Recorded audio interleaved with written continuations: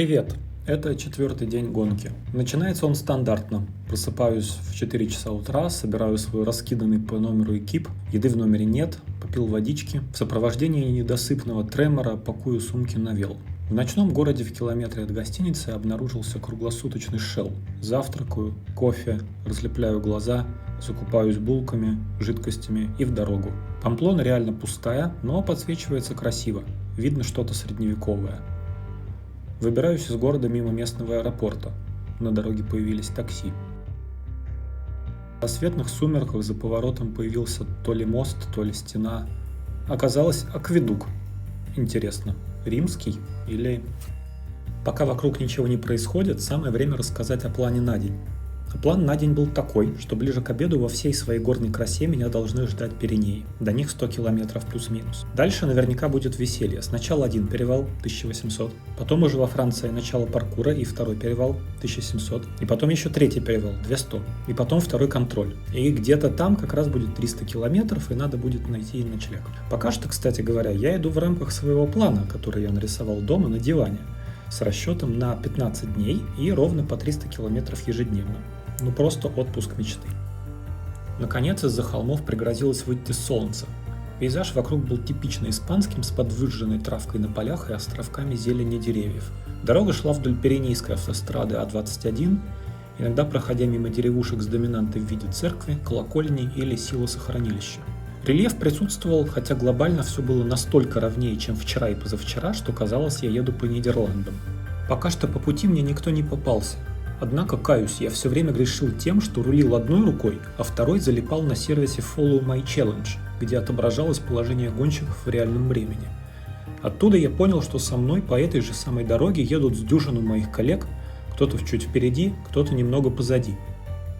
Вот многие меня спрашивают, а в чем прикол этого мероприятия? Типа, зачем платить кучу денег за стартовый взнос и почему нельзя просто самому в свое удовольствие прокатить по Европе? Так вот в этом и весь прикол. В том, что даже если ты едешь где-то в конце второй сотни, все равно присутствует соревновательный момент, все равно ты ощущаешь себя в общем потоке. Видишь все время на каждой заправке, на дороге, на карте таких же долбанутых на всю голову, как и ты. И это невообразимо круто. Вот, например, я могу долго и мучительно в жару или в дождь взбираться в перевал или ехать против встречного ветра и понимать, что ровно в эту же секунду кому-то так же плохо, как и мне. Но он продолжает ехать, и я тоже продолжаю. Ну вот, а я тем временем въехал в Арагон, провинцию Сарагоса. Отмотал больше 50 километров и уже даже успел позавтракать вторым завтраком в компании коллег на одной из заправок. Места довольно глухие, малонаселенные и по испанским меркам. Можно проехать 20-30 километров и не встретить ни одного магазина, так что надо пользоваться возможностями. В тени по-прежнему было еще не очень жарко, но вот солнце, конечно, припекало знатно. К полудню раскочегарилось. Дорога очень плавно и незаметно забиралась выше и выше на предпиренейскую возвышенность. В городке Яка на высоте около 800 метров над уровнем моря я устроил себе полноценный обед в Макдональдсе. И снял ботинки! Просто мечта! В компании местных велосипедистов и медленно переваривающегося Биг Мака я продолжил путь в сторону гор. До начала основного подъема к перевалу и границы с Францией оставалось совсем немного. На заправке снова встретился с уже знакомой Элисон из Канады и подзарядился от ее звонкого голоса. Автодорога А136 взбирается до отметки 1800 метров к перевалу Пуртале. Там находится граница между Испанией и Францией. По пути нагнал Росса Грея, парня из Англии. Обгонять не стал, он ехал с комфортной мне скоростью, так что висел у него на хвосте метров 20. Начало подъема было не очень крутым, градиент 4-6%, но жара была уже около 30 градусов, и на одной из заправок я решил остановиться, прикупить холодной воды, а Росс поехал дальше. Пейзажи становились все пейзажнее и пейзажнее, справа возникла бирюзовая гладь водохранилища. Городки тоже попадались. Выглядели они довольно туристическими и, судя по всему, пользовались особенной популярностью в зимний горнолыжный сезон. Хотя и сейчас на дороге было довольно много машин. Обилие трафика контрастировало со вчерашними полупустыми дорогами. Скоро догнал еще одного участника. В очередной раз, умирая под солнцепеком, удивился, почему некоторые готовы страдать в черной велоодежде, да еще и с карго-жилетом. Я специально выбрал из всего своего велошмота две самые светлые и легкие джерси. Несмотря на разгар солнечного дня, после отметки 1300 метров над уровнем моря стало немного попрохладнее.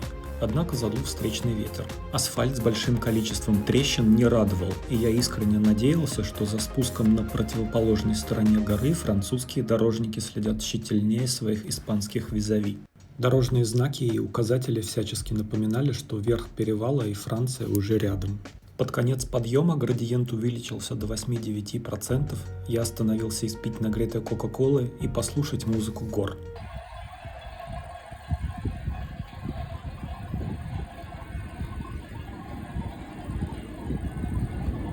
И вот подъем закончился, а с ним и Испания. Bienvenue en France. Машин не поубавилось, но асфальт вроде стал поприличнее, так что можно было разогнаться. Юху! GoPro я с собой не взял, а снимать сурки на спуске, несясь под 50 км в час, я не решился, так что наслаждался пейзажами, практически не печатлея их на камеру. Простите. Где-то на отметке 1000 метров меня ждало начало второго обязательного паркура, участка длиной около 100 км с двумя перевалами, о котором я уже рассказывал в предыдущем видео. До него я успел полюбоваться еще одним водохранилищем и устроить небольшой перекус остатками хлебобулочных изделий. А вот эта милая французская деревушка попалась мне уже, когда мой собственный трек влился в паркур. В очередной раз поудивлялся, насколько в Европе все рядом друг с другом. Только что я был в Испании, а теперь я здесь, и невозможно не понять, что это уже Франция. Спуск ближе к своему окончанию пошел через узкое ущелье.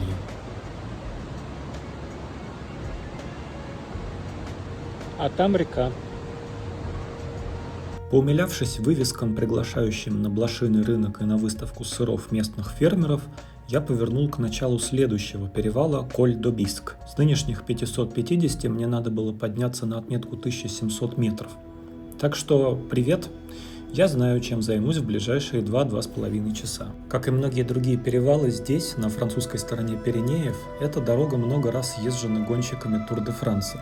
Вдоль обочины тут и там появляются тематические инсталляции, а каждый километр отмечен с указанием высоты над уровнем моря и расстоянием до пика. В очередной раз поравнялся с кем-то из коллег, немножко зарубились с ним до деревушки О-Бонна, что в переводе значит «хорошие воды». Там я как раз таки закупился водами, хорошими и не очень, и конфетами. А то до верха еще ехать и ехать.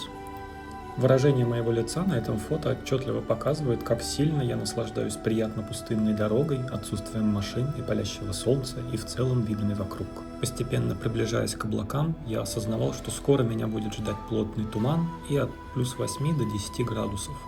Вверх отлично, вниз такое себе. Деревушка Гурет – последнее обитаемое место перед вершиной. Мне кажется, вот этот вот человечек, который вертикально идет вверх, это я сейчас. 1400 метров над уровнем моря. Я этот перевальчик что-то как-то недооценил, когда планировал маршрут. Вот, въезжаю в облако, еще 300 метров вверх. На этой анимации все видно гораздо лучше, чем было у меня в реальности. Плотный туман последние полчаса подъема. И, наконец, вершина. Там по какой-то неведомой мне причине кучковалось несколько гонщиков и пара репортеров с камерами от команды организаторов. Утепляюсь, еду вниз. Однако недолго, вершина оказалась с издевкой. После небольшого спуска снова надо было карабкаться на очередной отрог. Запал мой постепенно иссякал. Зато местные парнокопытные подбадривали колокольчиками.